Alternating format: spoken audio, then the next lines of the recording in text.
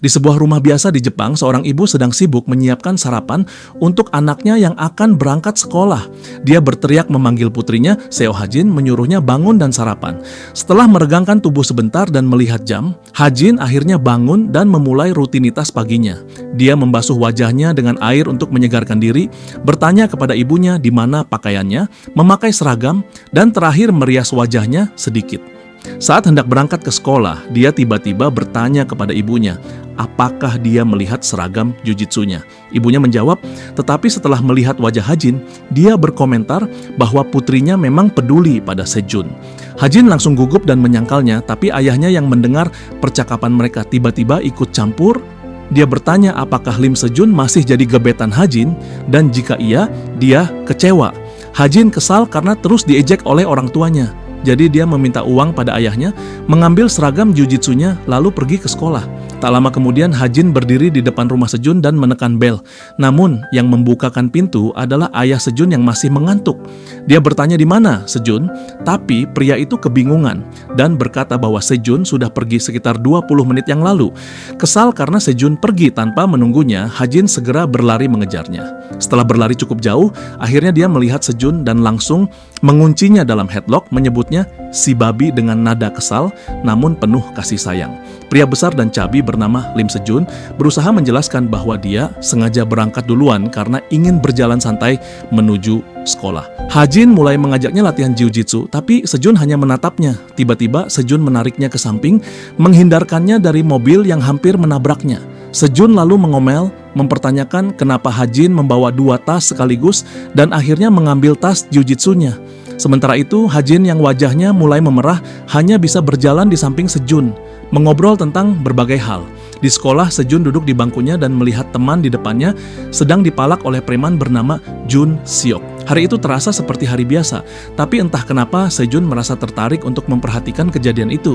Saat Jun Seok mulai menampar si korban karena menolak membelikan mereka roti, Sejun tahu dia seharusnya tidak ikut campur, tapi dia tidak bisa menahan diri. Dia mengambil sepotong roti, menjejalkannya ke mulut Jun Seok, lalu membantingnya ke lantai. Sejun sadar dia mungkin terlalu berlebihan dan bertanya apakah Jun Seok baik-baik saja. Jun Seok memuntahkan roti yang bercampur darah dan bertanya apakah Sejun sudah gila. Sejun mencoba menjelaskan bahwa dia hanya kesal karena Jun Seok terus meminta roti, jadi dia memberikannya secara langsung. Marah, Jun Seok mulai menghajar wajah Sejun, tapi semakin lama, dia justru ketakutan. Meskipun dipukuli, Sejun masih berdiri tegak seperti batu. Jun Seok mengambil kursi dan mencoba memukul Sejun, tapi Sejun dengan mudah menghindar. Tepat saat itu, pintu kelas terbuka dan Hajin masuk dengan santai, berniat mengajak Sejun nongkrong. Namun saat dia melihat wajah Sejun yang memar, dia langsung diam. Sejun menjadi gugup dan mencoba menjelaskan, tapi Hajin berjalan mendekati Jun Seok dan bertanya apakah dia yang telah melakukannya. Sejun buru-buru berkata bahwa dia yang mulai, tapi sebelum dia bisa menyelesaikan kalimatnya, Hajin tiba-tiba menerjang Jun Seok dan menjatuhkannya ke lantai. Di sebuah kafe di kota, ayah Sejun dan ayah Hajin sedang bertemu untuk mengobrol. Ayah Sejun bercerita bahwa Hajin tadi pagi datang membangunkannya, lalu langsung lari pergi. Mereka bernostalgia tentang masa lalu saat Sejun kecil sering dibully dan Hajin selalu datang untuk menghajar para pelaku. Ayah Sejun bertanya apakah Hajin masih suka memukuli anak laki-laki, tapi ayah Hajin tertawa dan berkata bahwa sekarang putrinya jauh lebih lembut, bahkan untuk membunuh serangga saja dia tidak tegak. Saat itu juga Hajin menerjang Jun Seok ke lantai dan langsung mencoba mencekiknya. Sejun berusaha menariknya, tapi Hajin terus mengancam Jun Seok karena sudah menyakiti Sejun. Sejun akhirnya berhasil menyeret Hajin keluar dari ruangan, sementara Jun Seok menatap mereka dengan marah dan bersumpah mereka akan membayar atas apa yang sudah terjadi. Tak lama setelah itu, seorang berandalan lain bernama Jae Seok menerobos masuk ke kelas untuk mencari Sejun. Begitu melihat Sejun, dia bertanya pada Jun Seok apakah benar dia dipukuli oleh orang gendut. Sejun meminta maaf, tapi Jae Seok langsung menampar wajahnya. Dia menyuruh Sejun untuk melawannya saja, tapi Sejun hanya bisa gemetar dan meminta maaf, berjanji tidak akan mengulanginya lagi. Jae Seok akhirnya mengerti maksudnya dan pergi dari kelas. Saat berjalan keluar, Jun Seok bertanya apakah dia benar-benar akan membiarkan hal ini berlalu begitu saja. Sepulang sekolah, Sejun dan Hajin berjalan pulang bersama. Tanpa mereka sadari, Jae Seok mengawasi mereka dari kejauhan. Keesokan harinya, Sejun sedang duduk di kelas saat seorang murid memberitahu bahwa dia harus pergi ke kelas Hajin. Kenapa? Karena Hajin baru saja disiram tinta setelah sebuah jebakan meledak di mejanya. Dia mencoba bertanya siapa yang melakukannya, tapi teman-temannya hanya menghindari tatapannya dan mengatakan bahwa mereka tidak melihat apapun. Hajin gemetar menahan marah, namun Sejun langsung melepas seragamnya dan menyelimutinya, menyarankan agar mereka membersihkan diri dulu. Melihat kejadian itu, orang yang memasang jebakan jadi kesal karena Sejun sama sekali tidak menunjukkan emosi atas apa yang sudah mereka lakukan. Di kelasnya sendiri, salah satu murid yang duduk di depan Sejun meminta maaf karena sekarang ikut jadi target bully hanya karena Sejun pernah menolongnya. Sejun tersenyum dan mengatakan bahwa itu bukan salahnya. Dia kemudian keluar dari kelas dan dengan marah berjalan ke orang yang sebenarnya bertanggung jawab. Dia menerobos masuk ke kelas Jae-seok di mana dia dan gengnya sedang nongkrong dan langsung menuntut agar Jae-seok meminta maaf pada Hajin serta mengganti seragamnya. Jae-seok yang tidak tahu apa-apa malah mengejek Sejun dan bertanya apa yang akan dia lakukan jika memang benar dia pelakunya. Sejun mengakui bahwa dia sempat berpikir keras tentang apa yang harus dilakukan jika Jae-seok meminta maaf. Tapi karena dia tidak melakukannya, Sejun tidak perlu memikirkan itu lagi. Jun-seok mengira dia sedang diejek, jadi dia mencoba meninju Sejun. Namun Sejun lebih cepat, dia menghantamkan kepala Jun-seok ke dinding dengan pukulan kuat. Dengan hidung berdarah, Jun-seok berteriak kepada teman-temannya agar mereka menghabisi Sejun. Salah satu dari mereka mencoba meninju, tapi Sejun langsung menyapu kakinya dan menghantamnya dengan keras. Yang lain berhasil mengenai Sejun, tapi Sejun hanya menahan pukulannya, lalu menekannya ke tanah dengan tackle keras. Dia berdiri lagi, terengah-engah, sementara Jun-seok hanya bisa terpana melihat betapa hebatnya Sejun dalam bertarung. Sementara itu, Jae-seok hanya bertepuk tangan. Dia bertanya pada Sejun apakah dia sudah selesai pemanasan, lalu mengambil posisi gulat dan menyuruh Sejun untuk melawannya. Setelah beberapa saat, Sejun terengah-engah, tapi dia masih tidak bisa mengenai Jae-seok. Jae-seok mengatakan bahwa Sejun semakin melambat dan bahwa dia bahkan bisa menghindar dengan tangan di belakang punggung. Sejun berhenti untuk mengatur napas dan Jae-seok mengatakan bahwa jika dia berlutut, maka dia akan memaafkannya dan pacarnya. Sejun menolak tawaran itu dan mengatakan bahwa Jae-seok terlalu banyak bicara, namun itu hanya untuk mengalihkan perhatian Jae-seok karena Sejun tiba-tiba menjatuhkannya dengan tackle kejutan. Jae-seok tersenyum dan langsung melingkarkan lengannya di leher Sejun. Sejun mengira dia akan menang setelah menjatuhkan Jae-seok dan menindihnya, tapi tiba-tiba dia tidak bisa bernapas. Jae-seok telah mengunci lehernya dengan cekikan dan mengikat tubuhnya dengan kakinya. Sejun hampir pingsan, tapi tiba-tiba Hajin menerjang masuk dan menendang wajah Jae-seok melepaskannya dari Sejun. Jae-seok tidak percaya dia dipukul oleh seorang perempuan. Jan-seok mengatakan bahwa Hajin sudah berlatih bela diri sejak kecil. Jae-seok meremehkannya karena dia hanya seorang gadis, lalu menarik rambut Hajin. Dia hendak memarahinya, tapi kemudian melihat Sejun mengatakan sesuatu tanpa suara. Jae-seok bingung, lalu Hajin akhirnya bertanya apakah dia belum pernah dikalahkan oleh perempuan sebelumnya. Jae-seok marah dengan keberanian Hajin dan mencoba memukulnya. Namun Hajin menghindar, lalu memanfaatkan momentumnya untuk membantingnya ke tanah. Sebelum Jae-seok bisa bangkit, Hajin langsung mengunci lengannya dengan armbar dan mulai menekannya hingga patah. Jae-seok mencoba menyerah, tapi Hajin mengatakan bahwa seorang pembuli tidak bisa menyerah begitu saja. Jae-seok akhirnya meminta maaf dan mengakui semua kesalahannya, hingga Hajin akhirnya melepaskannya dan memperingatkan mereka agar tidak membuli orang lain lagi. Dia lalu membantu Sejun keluar dari kelas, sementara Jan-seok bertanya pada Jae-seok apa yang harus mereka lakukan sekarang karena mereka belum mendapatkan uang dari para murid lain. Jae-seok menatap tajam ke arah Hajin yang pergi, lalu mengatakan bahwa dia punya ide yang menyenangkan. Beberapa waktu kemudian, Hajin dan Sejun berjalan pulang bersama. Hajin bertanya apakah Sejun benar-benar baik-baik saja. Dia menunjuk bahwa Sejun bahkan tidak bisa melepaskan diri dari kuncian tadi, jadi dia seharusnya belajar jiu-jitsu bersamanya. Sejun akhirnya kesal dengan sikap Hajin yang memaksa, lalu memutuskan untuk pulang lebih dulu. Hajin menghela napas, kecewa karena Sejun tidak akan mengantarnya ke gym. Sebenarnya dia hanya ingin menghabiskan waktu lebih lama dengannya, tapi dia tidak bisa mengatakannya. Di rumah, Sejun mengirim pesan pada Hajin untuk menanyakan apakah dia sudah sampai di gym. Namun, dia masih kesal dengan kejadian sebelumnya, jadi dia memutuskan untuk tidur saja. Beberapa jam kemudian, ayahnya tiba-tiba masuk ke kamarnya dan membangunkannya. Dia bertanya kenapa Sejun tidak mengangkat teleponnya. Sejun melihat ponselnya dan ternyata penuh dengan panggilan tak terjawab. Dengan ekspresi sedih, ayahnya mengatakan bahwa sesuatu yang buruk telah terjadi pada Hajin. Sejun langsung berlari ke ruang gawat darurat rumah sakit di mana orang tua Hajin sedang menunggu kabar dari dokter. Meski tubuhnya penuh keringat dan kakinya berdarah, karena berlari, dia langsung bertanya tentang kondisi Hajin dan apa yang sebenarnya terjadi. Sementara itu, ayahnya menyusulnya dan memberinya sepasang sandal. Sejun mencoba menjelaskan bagaimana dia gagal pergi ke gym bersama Hajin, hingga Hajin harus pergi sendirian saat tiba-tiba seorang detektif dari Departemen Kriminal menghentikannya dan meminta untuk berbicara dengannya. Dia membawa Sejun ke ruangan lain dan menjelaskan bahwa dia yang menangani kasus ini. Mereka menduga ini adalah kasus pengeroyokan, tapi masih belum tahu siapa pelakunya. Jadi mereka bertanya apakah Sejun tahu siapa saja yang punya hubungan buruk dengan Hajin. Sejun langsung teringat pada para preman yang Hajin pukuli kemarin, lalu dengan cepat menyebutkan nama Jae-syuk dan Jun-syok. Dia kemudian bertanya apa yang sebenarnya terjadi. Detektif itu menjelaskan bahwa Hajin ditemukan di sebuah gang setelah dianiaya. Dia jatuh pingsan dan ditinggalkan di sana. Sisi kanan wajahnya dipukul cukup keras dan lutut kirinya terluka parah. Dari luka-lukanya, mereka menduga bahwa dia dihantam dengan kepalan tangan, sementara lututnya kemungkinan dipelintir menggunakan teknik bela diri. Sejun tiba-tiba teringat bahwa Jae-syuk juga menguasai jujitsu. Presiden sekolah berjanji akan menyelidikinya lebih lanjut.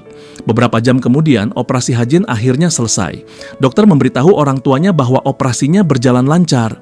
Jika dia menjalani rehabilitasi dengan baik, lututnya tidak akan mengganggu aktivitas sehari-hari. Namun, dokter juga memperingatkan bahwa dampak psikologisnya bisa lebih parah daripada luka fisiknya. Dari kejauhan, Sejun mendengarkan dengan wajah terkubur di tangannya. Beberapa saat kemudian, mereka diizinkan mengunjungi Hajin di kamarnya. Begitu melihat wajah Hajin yang memar dan terluka, air mata Sejun mengalir dan tekadnya semakin kuat. Beberapa hari kemudian, Sejun dengan marah berteriak kepada detektif yang menangani kasus Hajin bernama Detektif Jang setelah mengetahui bahwa Jae-syuk dan Jun-syok bukanlah pelakunya. Detektif Jang menjelaskan bahwa rekaman CCTV di kantor dekat gang tempat Hajin ditemukan ternyata rusak dan sedang dijadwalkan untuk diperbaiki. Saat mendengar itu, Sejun diam-diam mengintip berkas kasusnya dan melihat bahwa detektif itu membahas kantor Gold Office Tale. Detektif Jang dengan cepat menutup berkasnya dan memperingatkan Sejun agar tidak datang tiba-tiba ke kantor polisi lagi. Namun, Sejun langsung berkata bahwa dia akan mengurusnya sendiri. Saat melihatnya pergi, Detektif Jang meminta bawahannya untuk mencari tahu apa yang dilakukan Sejun di waktu luangnya. Malam itu di Gold Office Tale, Jae-syuk dan Jun-syok keluar dengan beberapa gadis. Mereka berencana merokok di gang, tapi tiba-tiba menyadari bahwa seseorang sudah menunggu di sana. Orang itu adalah Sejun yang perlahan berdiri dan bertanya apakah mereka yang telah menyakiti Hajin. Jae-syuk tertawa terbahak-bahak dan mengejek kata-kata Sejun, namun tanpa ragu Sejun langsung meninju wajahnya dengan keras. Dia juga menampar Jun-syok yang gemetar ketakutan. Saat hendak memukulnya lagi, dia melihat Jae-syuk menerjang ke arahnya. Jae-syuk merunduk menghindari pukulan Sejun dan menangkap kakinya. Dengan teknik yang kuat, dia menggunakan momentum itu untuk menjatuhkan Sejun ke tanah. Jae-syuk lalu naik ke atas tubuh Sejun dan mulai menghujani wajahnya dengan pukulan. Dia berkata bahwa kali ini dia akan melakukannya dengan benar, sama seperti yang dia lakukan pada kaki pacarnya. Sementara itu, Sejun tidak bisa menggerakkan lengannya karena terkunci oleh Jae-syuk yang duduk di atasnya. Setelah menghantam wajahnya berkali-kali, Jae-syuk kemudian menarik lengan Sejun dan mencoba melakukan kuncian armbar, mengancam akan mematahkannya. Namun sebelum dia sempat melakukannya, seorang pria berambut panjang tanpa baju tiba-tiba muncul dan memerintahkan Jae-syuk untuk melepaskannya. Saat pria itu mendekati Diachio, dia langsung merasa bahwa pria itu berbahaya. Karena itu, dia cepat-cepat melepaskan Sejun dan mundur. Dia bertanya siapa pria itu hingga berani mengganggu mereka, padahal Sejun yang pertama kali menyerang. Namun, pria itu hanya menyuruhnya pergi. Joshua melihat para gadis dan Junsia masih menonton, jadi agar tidak terlihat pengecut di depan mereka, dia menepuk bahu pria itu. Pria itu bertanya apakah dia benar-benar ingin melihat keahliannya. Saat dia menghadapi Jae-syok, Jae-syok gemetar ketakutan. Tapi pria itu tiba-tiba mengeluarkan ponsel dan menelepon polisi. Jae-seok langsung kabur sebelum polisi datang, meninggalkan Sejun bersama pria itu. Dengan air mata berlinang, Sejun berterima kasih pada pria itu. Pria itu duduk di sampingnya dan memanggilnya teman si Piggy Hatch. Dia lalu memperkenalkan diri sebagai teman olahraga Hajin. Sejun bertanya bagaimana dia mengenalnya. Pria itu menjelaskan bahwa Hajin selalu menunjukkan fotonya pada mereka. Dia lalu bertanya apakah Hajin belum sadar dan Sejun menggelengkan kepala. Pria itu kemudian memberitahunya bahwa si tukang bully tadi bukan orang yang melukai Hajin. Hal ini menarik perhatian Sejun dan dia bertanya bagaimana pria itu tahu. Namun pria itu hanya menjawab bahwa itu firasatnya saja. Dia lalu menunjukkan selebaran gym jujitsu miliknya dan mengatakan bahwa jika Sejun menyerang si tukang bully tadi 100 kali, dia hanya akan kalah 100 kali. Jika ingin menang, dia harus belajar. Beberapa hari kemudian, di depan gym Jujitsuki, Sejun termenung memikirkan apa yang harus dia lakukan. Dia tidak punya cukup uang untuk mendaftar, dan dia juga gugup karena takut akan banyak orang menyeramkan di sana. Dua pria yang mendengar gumamannya terkejut lalu menjawab pertanyaannya. Mereka memperkenalkan diri sebagai anggota gym dan langsung menyeretnya masuk. Saat didorong masuk, Sejun tidak bisa tidak berpikir bahwa ada banyak orang seperti Hajin di sana. Dia lalu melihat seorang pria berambut panjang yang mengundangnya tidur di atas matras. Dua pria tadi memanggilnya Jason Hyung dan membangunkannya. Mereka menyadari bahwa Jason sudah mengenal Sejun dan saat dia menjelaskan bahwa dia adalah Piggy-nya Hajin, mereka akhirnya sadar mengapa wajahnya terlihat familiar. Sejun dengan gugup mundur dari gym dan mencoba menjelaskan bahwa dia tidak punya uang. Namun pemilik gym yang menghalangi jalannya bertanya berapa kekurangannya. Pemilik itu memberitahunya bahwa siswa mendapat diskon, tapi Sejun bersikeras bahwa dia benar-benar tidak punya uang.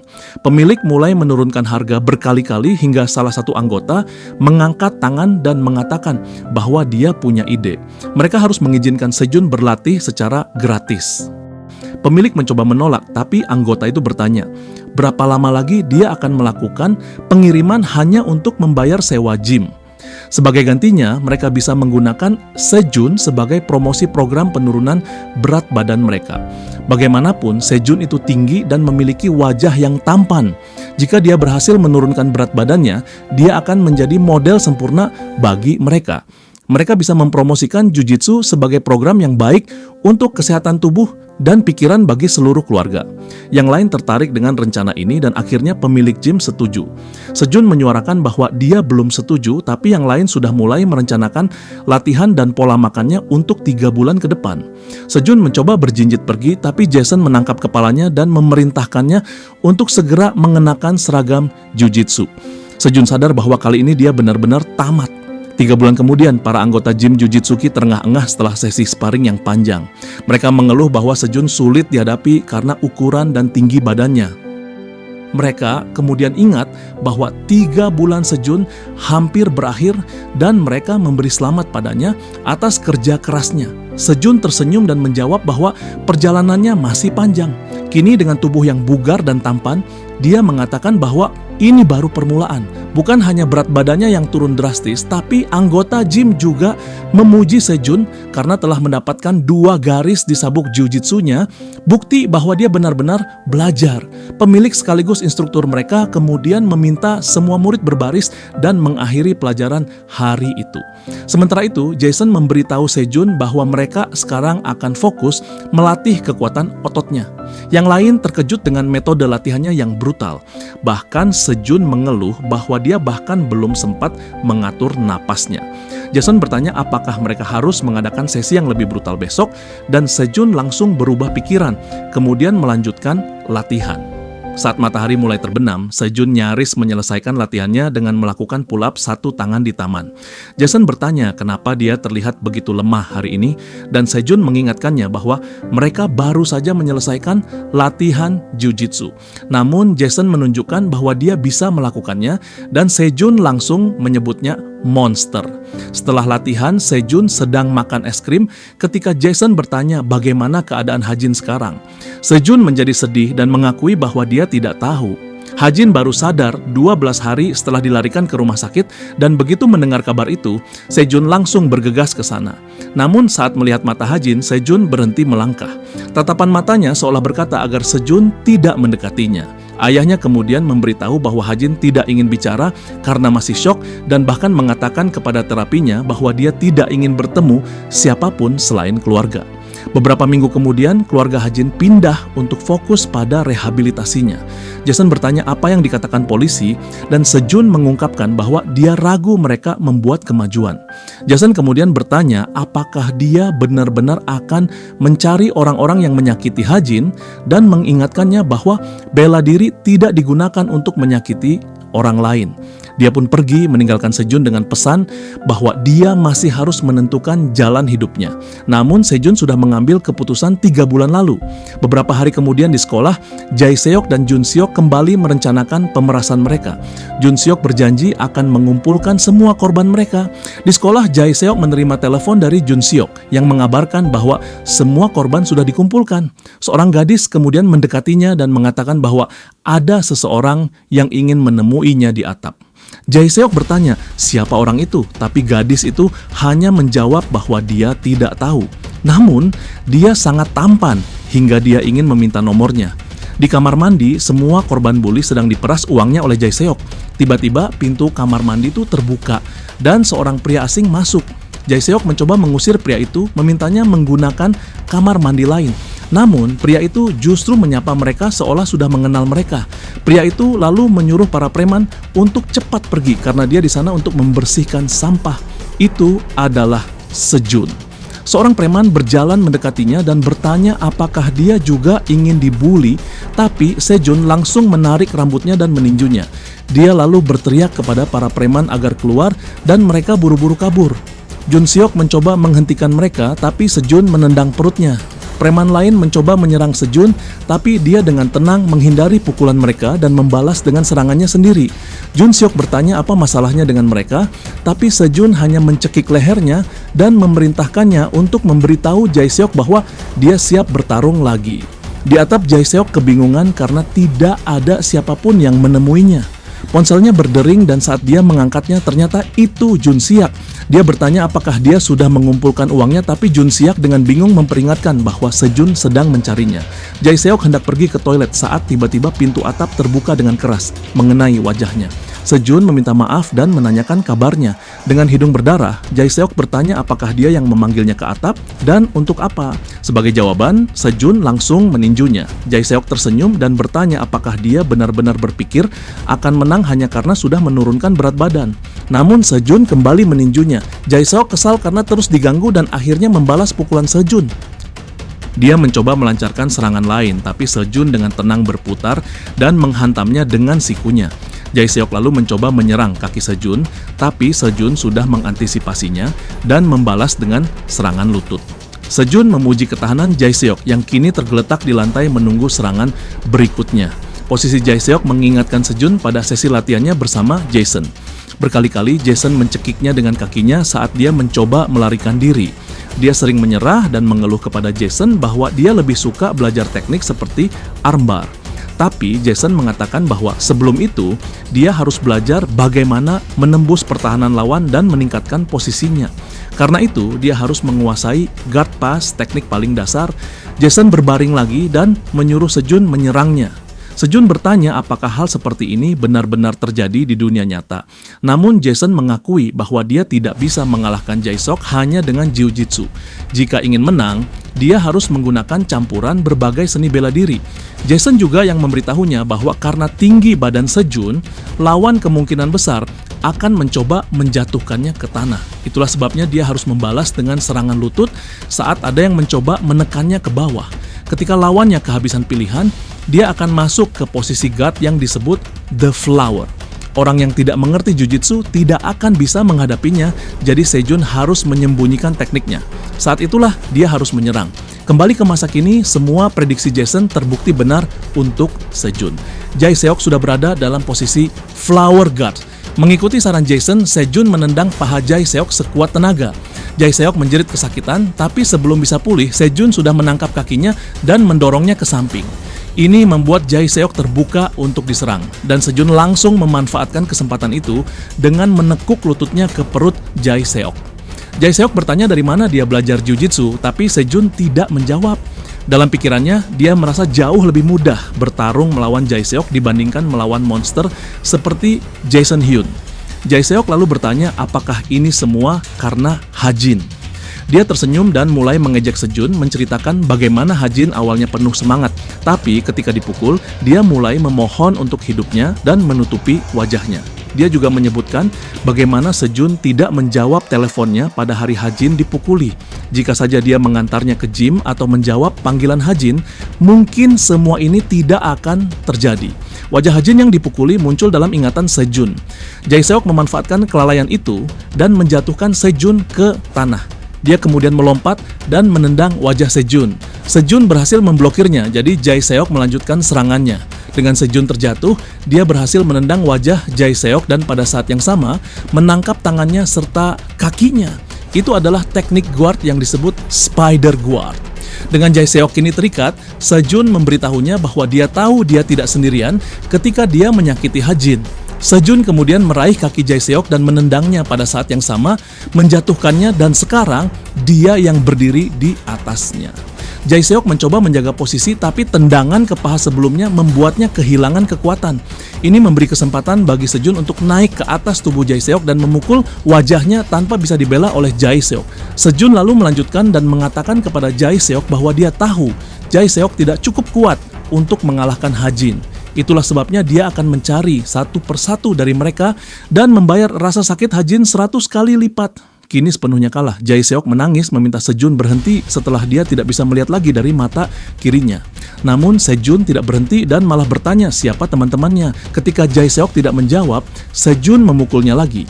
Jae Seok berteriak bahwa dia tidak tahu apa-apa, tapi Sejun langsung mengunci lengannya dalam teknik Americana, sebuah teknik submission yang memberi tekanan besar pada bahu lawan. Sejun mulai memberi tekanan pada bahu Jae Seok dan menjelaskan bahwa dia memiliki dua pilihan. Dia bisa memberitahu siapa saja yang terlibat dan dia akan dibiarkan pergi, atau dia bisa patahkan bahunya. Jae Seok mengancamnya dengan bertanya apakah dia bisa menghadapi akibat dari apa yang dia lakukan. Tapi Sejun menjawab balik dengan bertanya apakah mereka memikirkan akibat dari cedera Hajin. Akhirnya Jae Seok sadar bahwa Sejun serius dan berteriak menyebutkan sebuah nama, Sun Dokien. Dia adalah siswa kelas 3 yang ada pada hari itu. Sejun bertanya apakah ada orang lain dan Jae Seok berteriak bahwa itu bukan kesepakatan yang mereka buat. Kesepakatannya adalah Sejun akan melepaskannya. Namun Sejun mulai memberi tekanan pada pegangannya lagi dan Jae Seok terpaksa mengungkapkan bahwa ada juga orang-orang dari sekolah lain. Dia hanya ikan kecil, jadi dia tidak tahu apa-apa lagi. Saat itu seorang guru datang dan melihat pertengkaran mereka.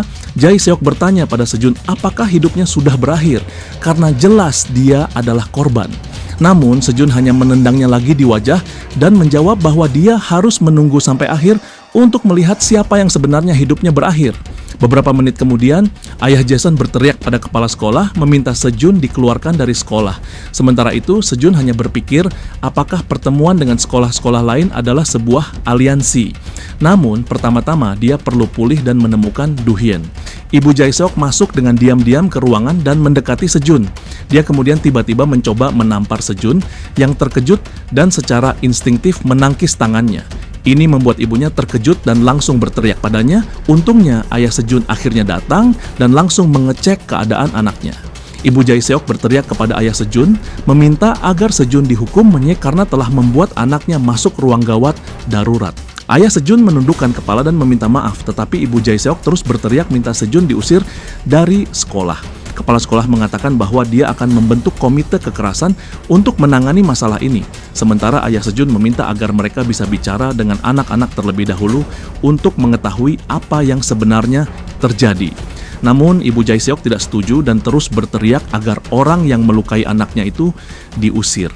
Setelah beberapa saat, ayah Sejun mulai kesal karena anaknya terus disebut bajingan dan akhirnya berdiri untuk membela anaknya.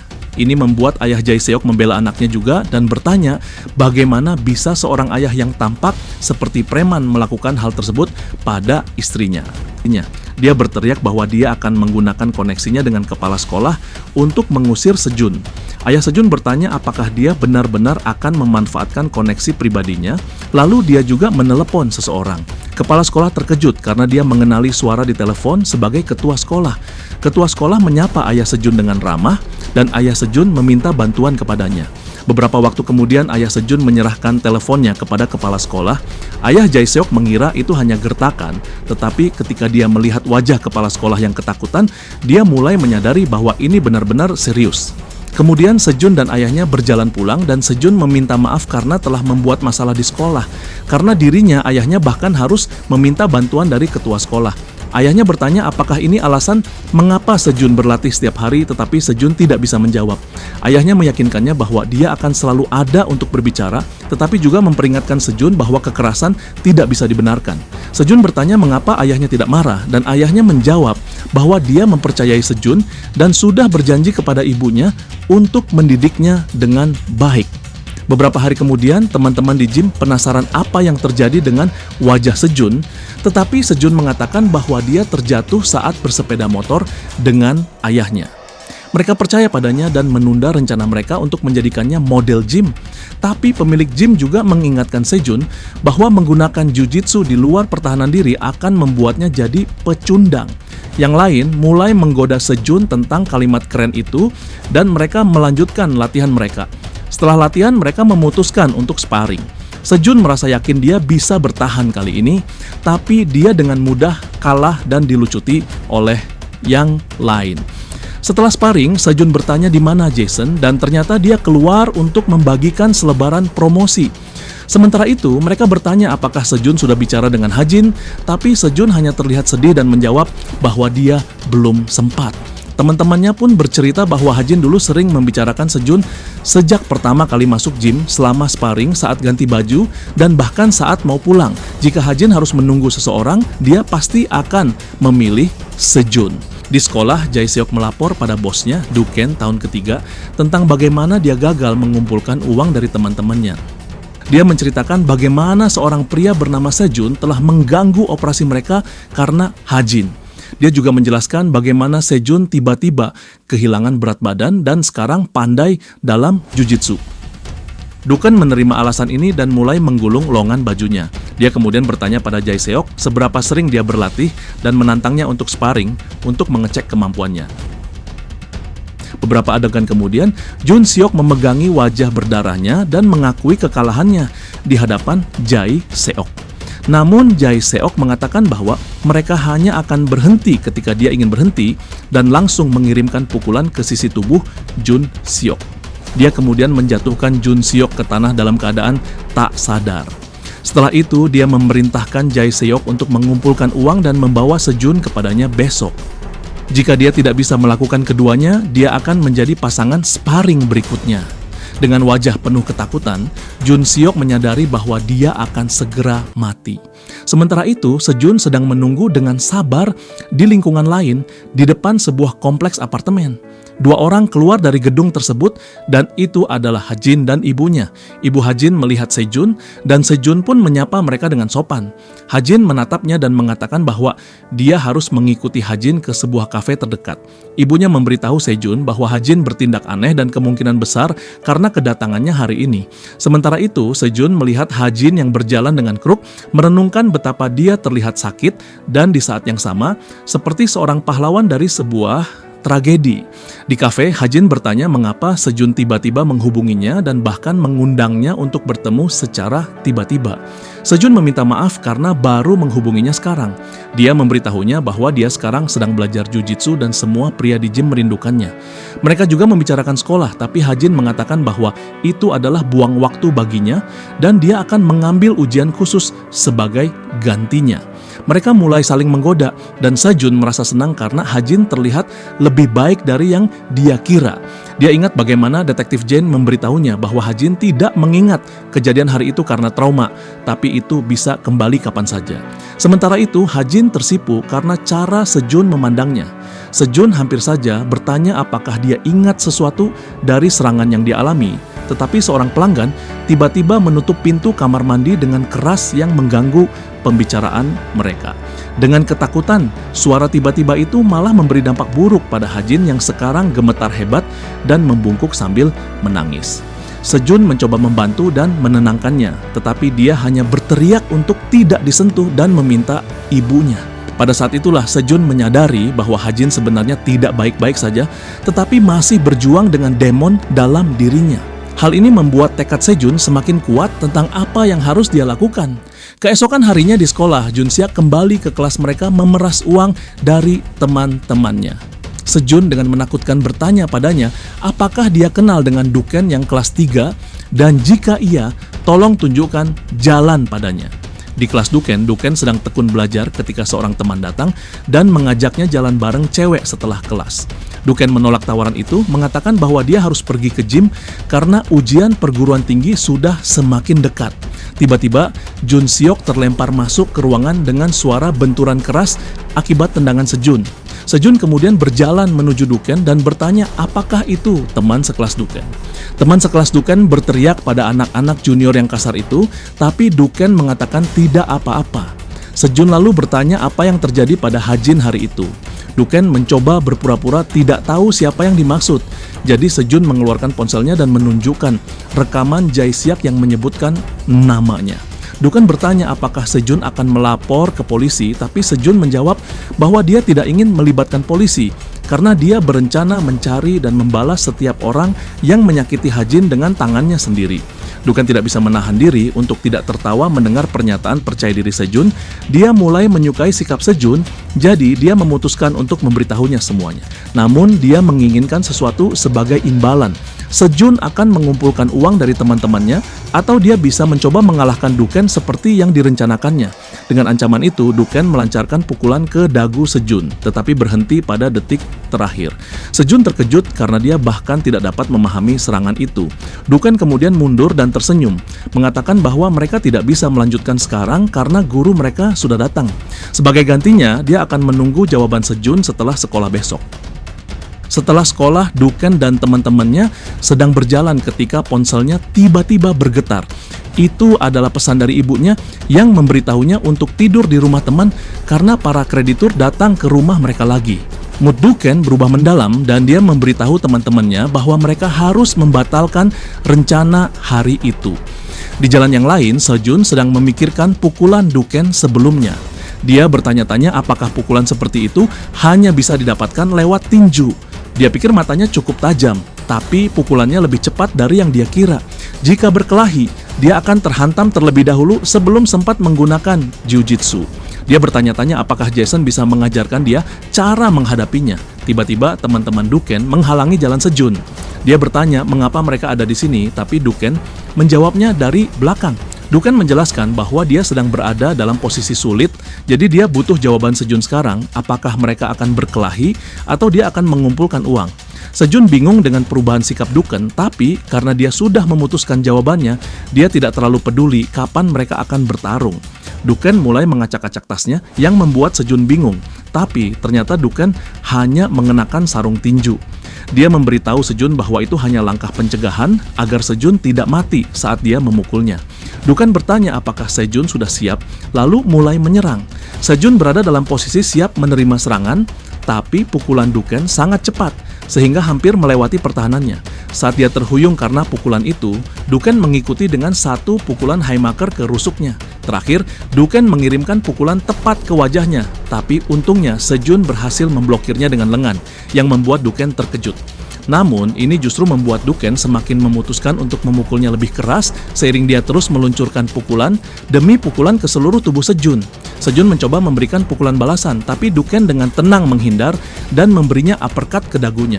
Sejun terjatuh dan Duhan menangkapnya, tapi ternyata ini adalah rencana Sejun agar dia bisa melingkarkan tangannya di sekitar Duhan dan menangkapnya.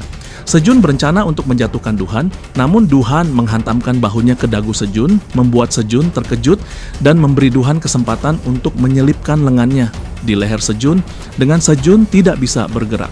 Duhan mulai memberikan pukulan bertubi-tubi ke wajah Sejun. Sejun terjatuh ke lutut dan Duhan berjanji untuk tidak mengganggunya lagi selama Sejun tidak mencampuri urusan mereka. Mengenai Hajin, Duhan mengaku merasa kasihan padanya juga.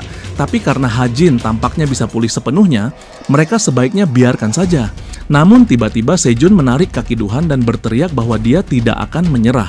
Duhan terkejut melihat Sejun masih memiliki tenaga, tapi dia juga menyadari bahwa ini adalah kesempatan terakhir Sejun. Duhan menarik kakinya dengan tubuhnya yang lebih kuat dan memberitahu Sejun tentang hukum hutan, di mana yang terkuat yang akan bertahan, tidak peduli sebaik apapun dunia terlihat, alam tidak akan pernah berubah. Itulah sebabnya Sejun yang lebih lemah darinya tidak akan mendapatkan informasi apapun darinya. Duhan lalu memberikan pukulan keras ke wajah Sejun, mengejutkan semua orang. Pukulan Duhan diblokir oleh wajah lain, wajah seorang pria berambut panjang. Itu adalah wajah Jason Yang. Anggota gym lainnya tertawa melihat wajah Jason sambil memeriksa keadaan Sejun. Sementara itu, Duhan bingung bagaimana Jason bisa menahan pukulannya langsung ke wajah. Teman-teman Duhan mulai bertanya dengan marah siapa mereka. Salah satu dari mereka menarik salah satu anggota gym dengan kasar, tetapi tiba-tiba dia berteriak karena bahunya diserang. Dia berteriak meminta seseorang untuk memanggil ambulans. Secara perlahan orang-orang yang lewat mulai melirik mereka, bertanya-tanya apa yang terjadi dengan keributan ini. Sementara itu, rasa penasaran Duhan membuatnya bertanya pada Jason bagaimana dia bisa menahan pukulannya. Jason kebingungan dan menjawab bahwa itu karena pukulannya lemah. Melihat mereka menarik perhatian banyak orang, Duhan berniat untuk pergi, tapi sayangnya polisi sudah datang. Di kantor polisi, Duhan menjelaskan kepada polisi bahwa itu bukan pertarungan, melainkan mereka hanya sparring. Bagaimanapun, dia memakai sarung tangan. Polisi memutuskan untuk menanyai Sejun juga, yang membuat Duhan gugup, karena jika ada kasus terhadapnya, dia tidak bisa ikut kompetisi tinju dan bahkan tidak bisa mengumpulkan uang yang dibutuhkan. Duhan mulai tenang setelah mengingat bahwa Sejun sebelumnya mengatakan bahwa dia tidak ingin polisi terlibat. Setelah semua, Sejun tidak bisa membuat pernyataan terburu-buru karena dia juga membutuhkan sesuatu dari Duken. Namun mengecewakan baginya, Sejun dengan tenang mengatakan bahwa dia telah diserang dan Duken dihukum. Beberapa saat kemudian, Sejun sedang makan mie ketika Jason bertanya padanya apakah dia akan terus melakukan apa yang dia lakukan dan terus melawan siapa saja yang terkait dengan kasus ini. Jason menunjukkan bahwa tidak peduli seberapa hebat Sejun, dia tidak bisa mengalahkan Duken yang sudah seperti profesional. Jason meminta Sejun untuk berhenti sebelum dia terluka. Namun Sejun menolak nasihatnya dan menjawab bahwa Hajin masih terluka dan semua orang yang menyakitinya masih berjalan dengan senyum di wajah mereka. Itulah sebabnya dia harus melindunginya dengan caranya sendiri. Jason menerima keputusannya dan hanya menyuruhnya untuk berlari agar mie yang dimakannya menjadi terbakar. Sementara itu, Duken sedang di rumah membaca pesan yang menolaknya dari turnamen karena belum membayar biaya pendaftaran dan kasus polisi yang masih menggantung. Seorang kreditur menampar ponselnya dan mulai memberi perintah. Kreditur itu tertawa dan memberitahunya bahwa jika Duken bekerja untuk mereka, dia tidak akan menambah bunga utang lagi. Dia akan bekerja untuk mereka, atau apakah dia ingin memperkenalkan ibu Duken yang sedang gemetar di sudut ruangan ke pekerjaan lain. Duken menolak kedua tawaran tersebut dan malah memberitahukan kreditur bahwa dia akan membayar utang mereka bulan depan termasuk bunga. Jika dia gagal membayar, dia akan melakukan apapun yang kreditur suruh. Malam itu Duken pergi dan bertemu dengan teman-temannya. Teman-teman sekelasnya meminta maaf karena telah menyebabkan dia ditangkap, tapi Duken tidak peduli lagi soal itu dan lebih fokus pada bagaimana cara mendapatkan uang. Dia menyuruh mereka untuk mengumpulkan uang, sementara dia akan menangani Sejun. Namun sebelum itu, dia berencana untuk menyelesaikan masalah dengan pria berambut panjang yang telah menyelamatkan Sejun. Saat itu Jason sedang mengenakan pakaian rapi dan digoda oleh teman-teman sejimnya. Mereka bertanya apakah dia punya janji atau kencan, dan Jason mengungkapkan bahwa dia hanya akan bertemu dengan mantan rekan kerjanya. Kemudian Jason berjalan di jalanan sambil berbicara dengan mantan rekannya lewat telepon ketika seorang pria tiba-tiba meminta bantuannya karena temannya sedang dipukuli di sebuah gang. Jason mengikuti pria itu, namun yang menunggunya justru Duken. Duken marah pada Jason karena melaporkannya ke polisi, jadi dia berniat untuk memberi pelajaran pada Jason. Saat itu, salah seorang temannya mengayunkan tongkat yang ditujukan ke kepala Jason. Beruntung tongkat itu ditangkap oleh teman wanita Jason yang mengenakan jaket kulit. Teman Duken menyebut wanita itu tante, bertanya siapa dia dan menyuruhnya untuk tidak ikut campur. Hal ini membuat wanita tersebut marah dan dia memukul pria itu di tenggorokan lalu merebut tongkatnya. Dia memberitahunya bahwa tongkat tidak seharusnya digunakan untuk memukul kepala sambil memukul pria itu di pantatnya. Wanita itu lalu melanjutkan memukul bagian belakang paha pria itu. Dia kemudian berkata bahwa dia hanya seorang wanita yang dulunya sering dipukuli oleh para pembuli seperti mereka saat masih muda. Dia menunjuk tongkatnya ke Duncan dan teman-temannya lalu menyuruh mereka untuk menyerangnya semua sekaligus agar lebih menyenangkan. Jason merebut tongkat itu dan menyuruh wanita tersebut berhenti karena dia bisa saja membunuh seseorang. Namun temannya hanya tersenyum dan menunjuk bahwa di sekitar mereka tidak ada CCTV. Keduanya mulai mengobrol santai, namun Jason terkena tendangan dari para pria yang kini mulai kesal karena keduanya tampak seperti tidak ada yang terjadi. Wanita itu memukul kembali pria itu dengan tongkat. Jun Seok yang juga memegang tongkat mengancam wanita itu, namun dia justru merampas tongkatnya dengan memukul tangannya. Wanita itu kemudian menjatuhkan Jun Seok dengan memukul paha belakangnya. Dia kemudian mendekati Duncan, satu-satunya pria yang masih berdiri. Duncan bertanya siapa dia, karena dia tidak mengenali gerakan-gerakannya. Dia menyadari bahwa jika dia tidak memberikan yang terbaik, dia akan mati. Wanita itu dengan cepat menyerang, dan Duncan menghadangnya dengan sebuah pukulan. Namun, wanita itu melompat melewatinya dengan menggunakan kepalanya sebagai tumpuan. Wanita itu mulai mengejek Duncan, menunjuk bahwa untuk dirinya, dia tidak akan mempermalukannya, melainkan langsung menyerang tubuhnya. Duncan dengan cepat berputar dan melancarkan serangkaian pukulan yang dapat dihindari oleh wanita itu dengan lincah.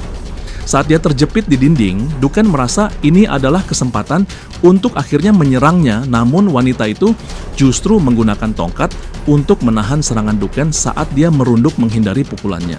Tongkat itu pun pecah menjadi belasan bagian sementara Duncan menahan rasa sakit di tangannya.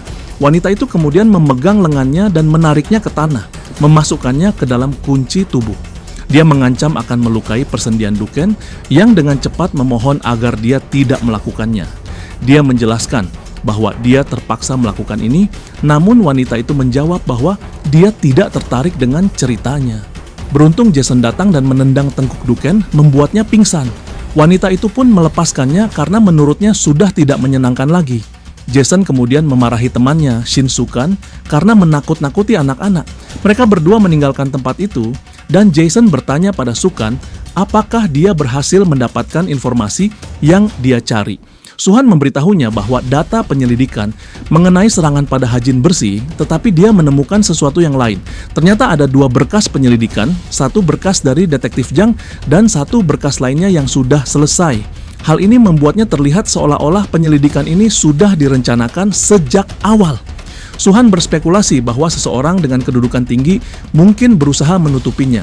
Sementara itu, di suatu tempat, seorang pria dengan senang hati memukul wajah berdarah lawannya dengan tinjunya.